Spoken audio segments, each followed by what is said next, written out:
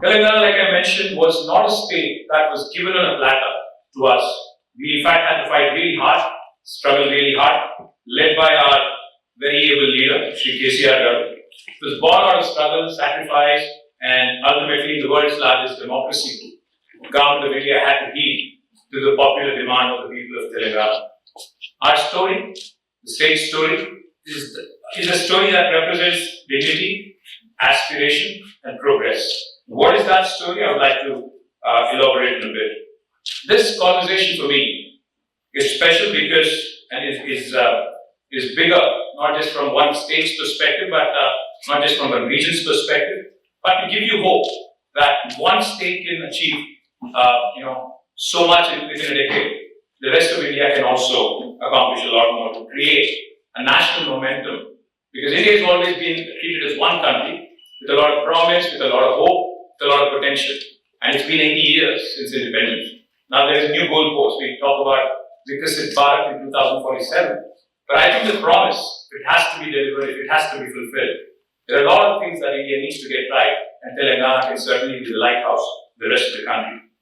I would also like to quickly point out, India's greatness, India's rise, will not come from sameness. India's rise, India's potential, India's ability to deliver on its potential will come from regions playing to their natural strengths. Imagine in India, we talk about double engine government. You keep hearing the slogan, double engine governments.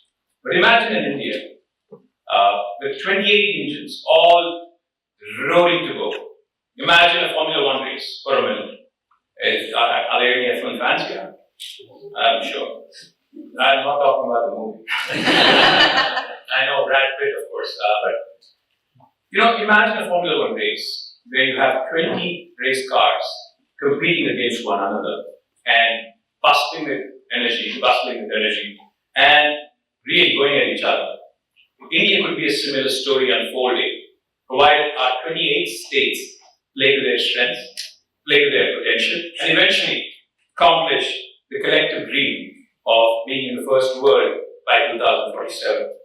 That is why Telangana's journey matters, not just as a state story, but as part of a much larger Indian story. Now, I'd like to quickly, I only have 6 slides, so don't worry, it won't be a very boring, long speech. I know politicians are in love with mics and their voices, so I'll try and keep it as simple and as quick as possible.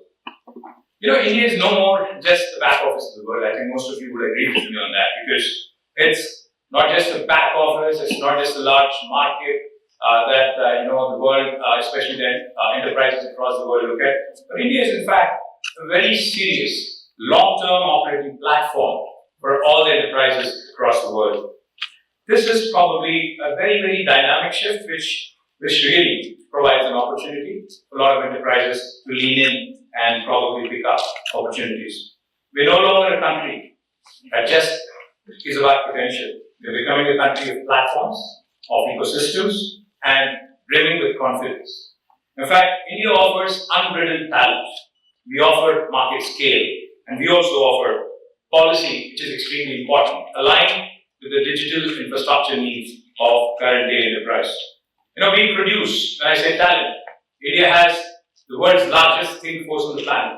The world is getting older, but India is getting younger. Now, we produce almost 1.5 million engineers every single year. That's probably larger than any other country in the world. And most importantly, out of these engineers, if you look at the median age, India's median age is only 27. 50% of Indian population is less than the age of 27. But what is even more exciting, 65% of Indian population today is less than the age of 35. So imagine a workforce, and now people are talking about longevity and where humans are going to apparently live until 120 and 150. I'm not one of those believers, but still, assume for a minute that if somebody's going to live up to 120 or 150, look at what India has to offer in terms of potential human resources. Now that is probably the youngest and most diverse talent pools that you'll see. More importantly, as I mentioned, the digital infrastructure that is being set in place, set in motion, also creates enough opportunities by reducing friction across the various sectors in economy. Access has become faster, transactions have become smoother, and scale has become easier to manage. What mattered even more was how strong states and capable cities have converted that shift into real economic confidence.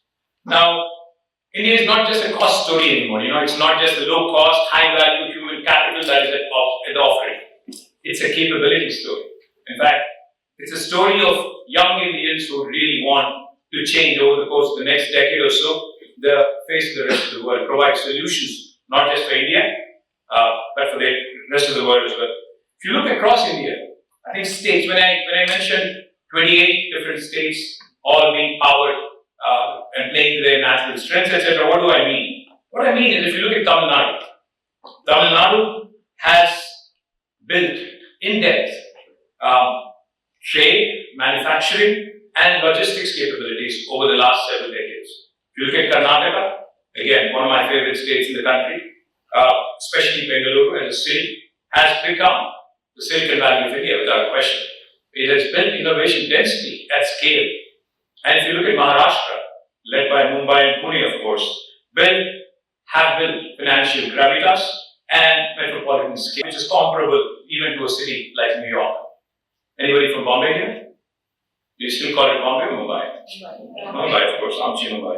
And Telangana, of course, as a young state, has shown that you can move with speed, innovate in policy, and build with intent and create a growth story that travels beyond boundaries.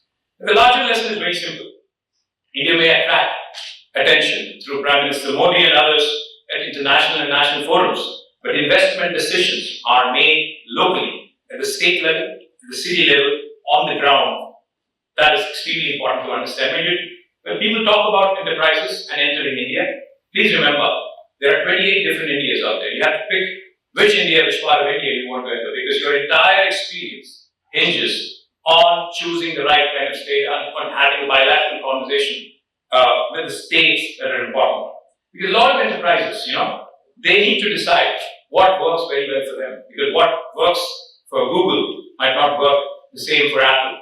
So it became very important for us from Telangana's perspective that we need scale, we need innovation, we need the potential to reduce friction for anybody who's wanting to enter India. And that's exactly what we've done. Just to give you an example of why I call my state the most successful startup state of independent India. When we assumed office in 2014, on the 2nd of June, the total technology exports from the state of Telangana and primarily from Hyderabad was only 57,000 crores of rupees. Approximately back then, I think if you look at the rupee conversion, was about $8 billion.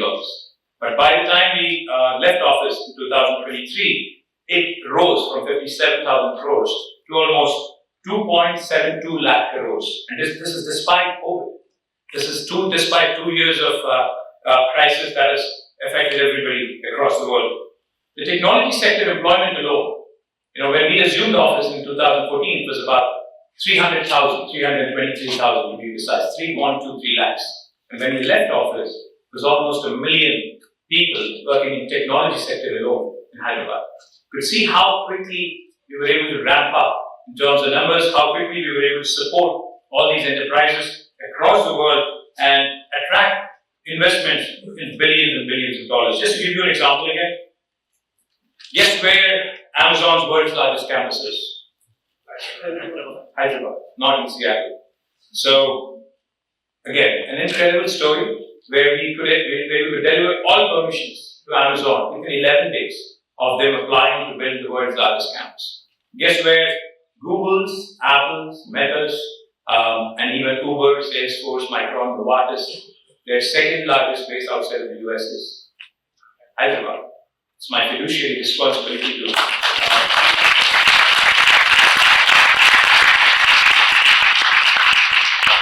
list is large, the list is long. Uber, Salesforce, Micron, Novartis, I can go on. It's a long list. Hyderabad did not just market itself well. It built the capacity to absorb ambition of the enterprise is to grow, to scale, to expand. If there is one lesson that Telangana can teach you, it is this. Investors notice talent, but they commit to ecosystems. Talent in India can be mobile. You could be a Bangalorean, but you could shift to Hyderabad for a job. You could be from Bihar, but you could very easily come and adopt to Hyderabad or Bangalore. So it's even more important from a city perspective, from a state perspective, to build an ecosystem that is going to nurture the ambition of all these enterprises. Now, I would be remiss if I don't mention Dr. B.R. Ambedkar while I'm at Columbia University. As many of you, probably most of you know this, Dr. B.R. Ambedkar was an alum of this prestigious university back in the early 1900s, early first part of 1900s. As Dr. B.R. Ambedkar is also one of our founding fathers of independent India, I would like to just quote him on one quick point he made about innovation and ideas. Humans are mortal, the quote of Dr. B.R. Ambedkar. Humans are mortal, so are ideas. An idea needs propagation as much as a plant needs water. Without it, both will wither and die. So the important point that I think we all need to absorb and assimilate is how even the best of ideas need ecosystems, need the support to nurture them, to actually make them into something which eventually translates into a larger than life idea. I would like to give you a few examples. Freshworks, an Indian company, began by solving a local problem, but a stubborn and a very real one which is rooted in India. In doing so, it made the rest of the world take notice of India's software and services industry very seriously. Razorpay started by fixing pain points for Indian businesses, but when you solve the complexity that India is, when you solve the complexity and diversity that India presents, then that product can travel and basically get its own legs. That's exactly what happened. An Indian-born startup, again, going global and going at scale. Postman, another Indian product, basically making sure that thinking is impossible to ignore. For a very long time, Indian entrepreneurship has not been taken seriously, because even I myself have traveled the world, have tried to understand the psyche, because we have all these poster boys. We have the Satya Nadellas, we have the Sundar Pichais, we have Adobe Shantanu, there's Arvind Krishna, there's so many other Indian CEOs now who are the poster boys of very supremely talented, But again, where are the real products? Where are the real innovators? Where are the young Indians who really scaled and have brought about a smile onto our faces in terms of creating products such as, say, Google or even other ChatGPT and others? I do have a few references that have come out of Telangana, especially from T-Hub. Examples like Skyroot, which is a space tech company, which is just, I think in a couple of months is going to be a unicorn. There is Darwinbox, which already has become a unicorn. Elo.ai, Zenity, High Radius, all unicorns coming from Hyderabad, have reinforced the shift, have made global enterprises sit up and take notice. Now, Indian entrepreneurs are not just building companies anymore. They're building confidence in India's ability to produce globally relevant and competitive products. But what we also have to remember from a state perspective, from an Indian state perspective, is while a lot of things have become easier, access to capital has become easier, mentorship, especially after virtual connectivity has become so easy, in the post-COVID world, has also become very easy to create a mentor network. Prototyping support has also become relatively easy. And most importantly, we have urban agglomerations like Hyderabad, like Bengaluru, like Chennai, like Pune, like Bombay, like Mumbai, like Delhi, which also have been attractive investment magnets, not just from an enterprise perspective, but also from a talent perspective. What's important for us to remember, though, is we are just talking to Parmi before getting up here. She mentioned something about incubators and ecosystems. That's exactly what we've done in Telangana. We've created the world's largest technology incubator in the form of T-Hub. We drew inspiration from Station F in Paris, Y Combinator back here in the US, and we created the world's largest technology incubator which can accommodate 2,000 startups in one go. And we also created a women entrepreneurship hub called as V Hub for women entrepreneurs who would like to lead and would like to build products. We also built India's largest prototyping facility called as T-Works, which is basically for hardware innovators. And we also ensured that those young students who are graduating out of India's engineering colleges and various other professional colleges can latch on and understand what the industry really wants and have built a product called as STARS, which is Telangana Academy for Skills and Knowledge to bridge about the difference in terms of what the market needs and in terms of what is being taught in their academic institutions. Great founders, most of them, may begin with a local problem, but when they go and try to solve it, like I mentioned, the complexity of India's systems and India's market will allow them to basically make sure that geography doesn't remain a ceiling anymore.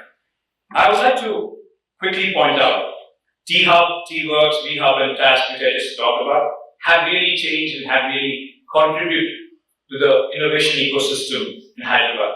In fact, institutions that are being built for local youngsters have started now becoming anchor points for building at scale and actually marketing at scale across the world as well. So therefore, I would like to sincerely put forward the fact that ecosystems really matter. It's not just about talent, it's not just about making sure that good rankings for the ease of doing business index, etc. We need mentor support, we need ecosystems that nurture, humble beginnings. And that's where I think Indian states and Indian governments have to start focusing as well. We also need to understand, especially one quick takeaway if I have to, from the T-Hub story. Ecosystems do not just reward success. They, of course, like I mentioned, enable beginnings. But when a city, when a state, when a nation starts understanding this, because just again, put things in perspective. Can any one of you guess in this room where the second largest number of unicorns are from outside of the US? Second largest, which country is the second largest? China. Fantastic. Who said it right? That gentleman is absolutely right.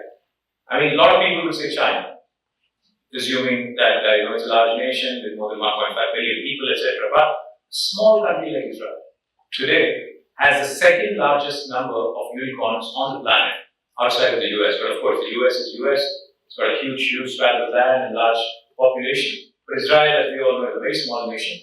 But what Israel has shown to the world is that irrespective of your size, you can certainly, size matters, but irrespective of size, I think things can happen when the governments, when the ecosystems, when all the forces can work together to create a force multiplier. What are the opportunities that Telangana today presents? I'll just quickly wrap up in the next 5 minutes. Telangana today is not just a technology story. It's not just a story of ecosystems which we have built, the tasks, the T-Hubs, etc. We are also the leader in life sciences. Telangana, for those of you who do not know, produces 1/3 of human vaccines globally, not in India. So next time one of your children, one of your cousin's child is getting a vaccine shot, there is a 1 in 3 chance it could have been made in my city, Hyderabad, in my state, Telangana. We produce 10 billion doses of human vaccines every single year. That is the largest in terms of percentage, 33% for any city, for any state across the world. Now, we also are leaders in India for bulk drugs and pharmaceutical manufacturing. We produce nearly 40% of India's bulk drugs and pharmaceuticals. We also are leaders in fintech. We also have a good manufacturing ecosystem. I can't claim that we are leaders, but we do have a decent ecosystem. We are also transitioning into clean energy. And of course, Hyderabad continues to be the leader in India in terms of urban infrastructure. For those of you who have not visited Hyderabad, I would strongly urge you to, especially after visiting the rest of Indian city. I mean, go to Bombay, go to Delhi, go to Bangalore, and then come to Hyderabad. So really appreciate